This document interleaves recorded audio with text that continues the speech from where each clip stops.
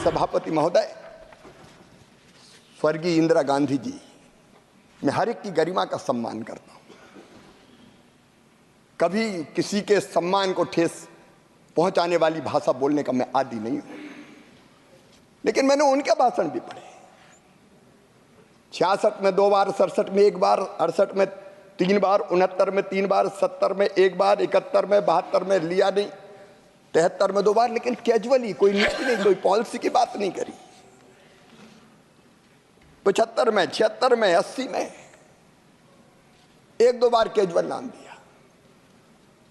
स्वर्गीय राजीव जी, उनकी प्राथमिकता भी कभी किसान नहीं रहा, कांग्रेस की प्राथमिकता किसान नहीं रहा। और जब हमारे नेता नरेंद्र मोदी भारत के प्रधानमंत्री बने, मैंने उनके भाषण पढ़े।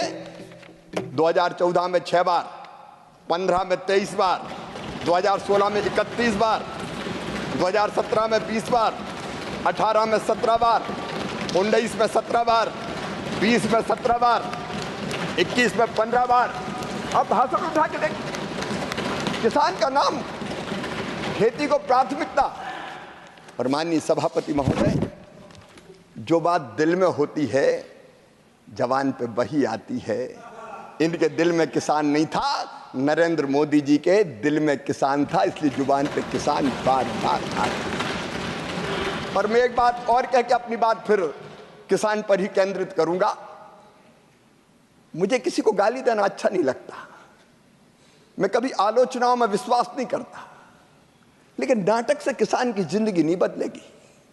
माननीय सभापति महोदय, एक नेता जिन्होंने बड़ी यात्राएं निकाली, बड़ी बड़ी यात्राएं, उस यात्रा के दौरान माननीय सभापति महोदय हरियाणा गए, सोनीपत, रियल दिखने के लिए रील बनाई।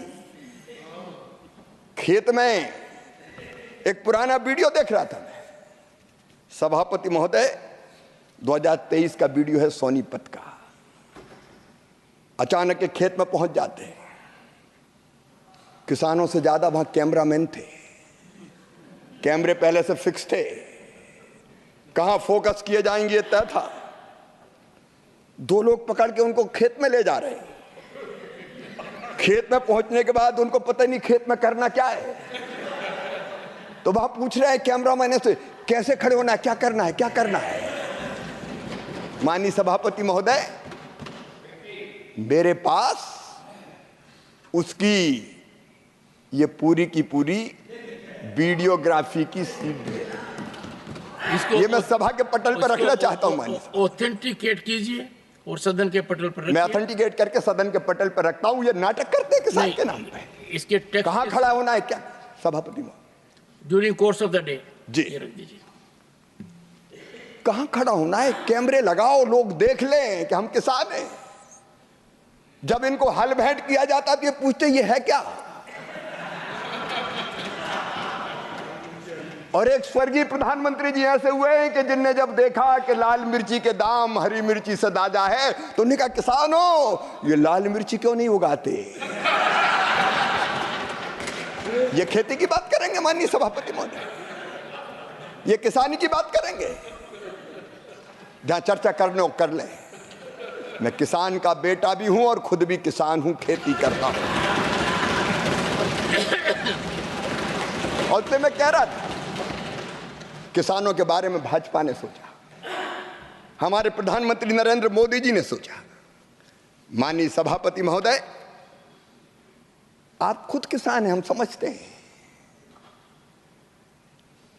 टोडरमल जी के जमाने से किसानों के सारे अभिलेख व्यक्ति संधारित करता था, पटवारी, रेवेन्यू का अमला।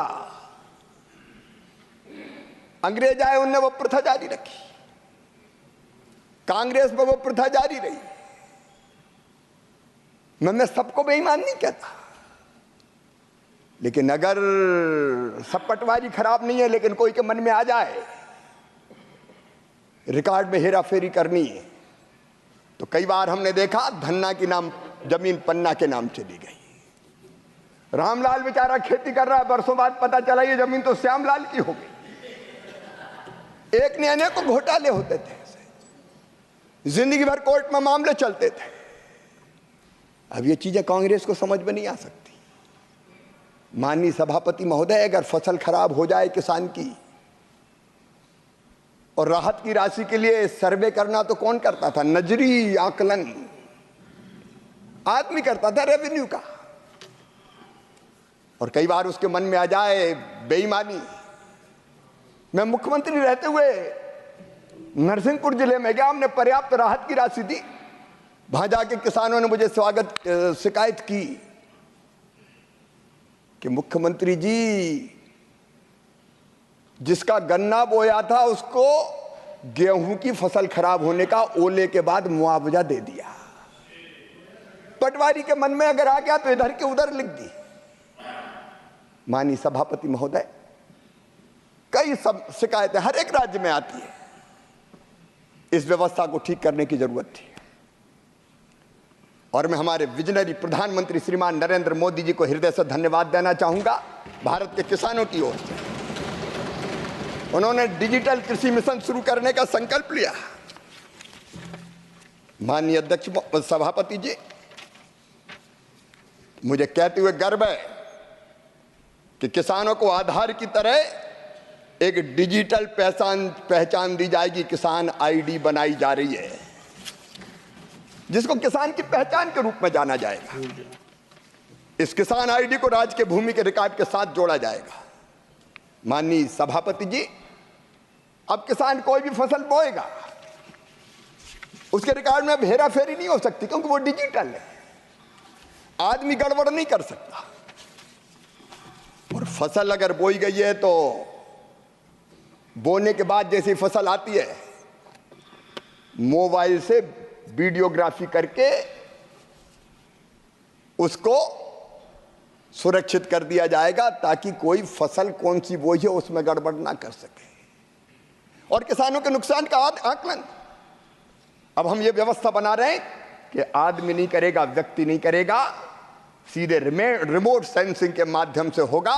जैसा नुकसान होगा वो 100% वैसे ही आ जाएगा और किसान को पूरा, जो पात्र किसान है, पूरी राहत दी जाएगी। ये डिजिटल कृषि मिशन का हम प्रारंभ कर रहे हैं।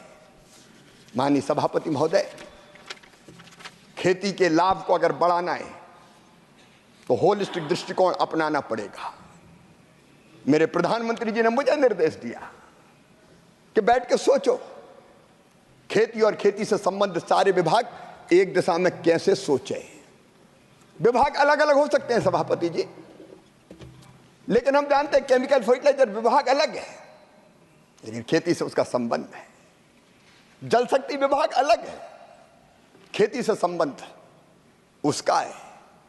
और इसलिए सरकार यह प्रयास कर रही है कि अलग अलग विभाग, चाहे वो एनिमल हस्बेंड्री हो, फिशरीज हो, हॉर्टिकल्चर हो, ये मिलके प्लानिंग करें, एक दिशा में चलें, ताकि हम खेती में लाभ को और ज्यादा बढ़ाने का काम कर सकें। श्रेष्ठ भारत पर खबरों से जुड़े रहने के लिए चैनल को सब्सक्राइब और लाइक करें, बेल आइकन दबाएं और देखते रहें श्रेष्ठ भारत।